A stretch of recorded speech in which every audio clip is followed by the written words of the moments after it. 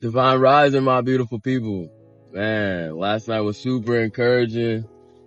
I went to what I thought was our Bible talk. Excited to see all my people, group setting, pick a topic and discuss the Bible. We do that weekly.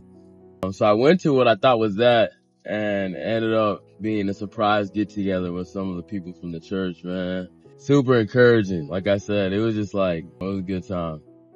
Feel so blessed to be in the kingdom. Feel so blessed to be a child of God. And just felt loved. You know what I mean? So it was just, the point guard, the man with the plan, made it happen.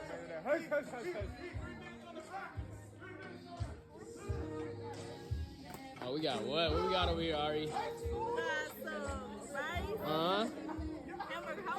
Yeah?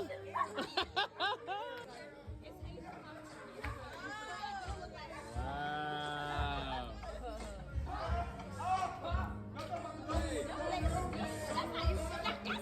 That's how we coming, Lindsay? Huh? That's how we coming? Of course. Yeah.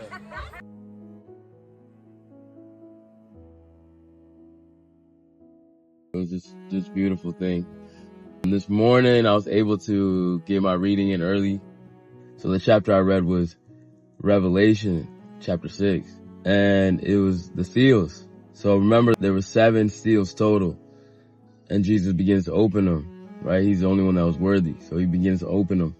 And in the first seal, one of the living creatures yells out, "Come." And what comes out of there? A white horse. The rider's wearing a crown, has a bow in his hand. So it's a conqueror on a quest. It's on a mission, And the second seal is open and it's a red fiery horse. Now this one came to kill. It said by famine and swords. It's given a sword, right? The next one is a black horse. And the black horse it's given scales. It's at 2 pounds of wheat for a day's wage, barley, 6 pounds, I believe, and oil. I'm not sure on the symbolism, but I'm sure there's something there, right? It's a balancing scale, right? I'm guessing it's for judgment. That's my guess. The next seal, the fourth seal is open. And what comes out? A pale horse. Similar to the white one, but distinct in that this one came to kill what hadn't been killed before, right? It said Death and Hades were its riders. Death was the rider of the pale horse, and then Hades followed him, right? So these are distinct characters. And they were given authority to kill over a quarter of the earth, right? Those were the 4 horsemen. And then Jesus opens the 5th seal. And when he does that, John sees the souls of all the martyrs, all the people who've been killed for the sake of Christ. They ask him, "Lord, when? When is the earth going to get the judgment that they deserve?" And he says, "Just wait a little bit longer. We got to wait for the rest of them." What is that saying to us? There's a certain amount of people that will be killed for the faith. And once that is completion, then this will happen, right? And then the last seal that's opened in this chapter, the 6th seal, there's an earthquake. Boom. Sky turns black. The sun is no longer there. The moon turns blood red. The blood moon.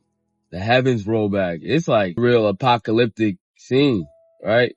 So the world's ending and you see the kings of the earth, all those people that we can think of in our minds, you know what I mean? The wealthy, the powerful on earth. They're scared for their life. They don't know what's going on. They're hiding out in caves, just waiting. They say they ask the rocks to just fall on them like, "Yo, hide us from this." They know their impending doom. The day has come when it's happening. So it's just powerful, man. I got chills thinking about it. You know what I mean? So the day of reckoning is coming, and that's just what it is. These are the signs that he's given us, right? It's called Revelation for a reason. So yeah, man, I pray that we're on the right side of history with this. I pray we're one of the 5th seal people. Or, the chapter's continuing. I pray that we're just here. We're on the right side of history, like I said. I pray that we're with God, because he's ultimately the one that's going to come out at the end, and everybody that's with him. And I pray that's us. I pray that that's you. I pray that we take this information and just really internalize it, apply it to our lives. I pray this all in Jesus' mighty name. Amen.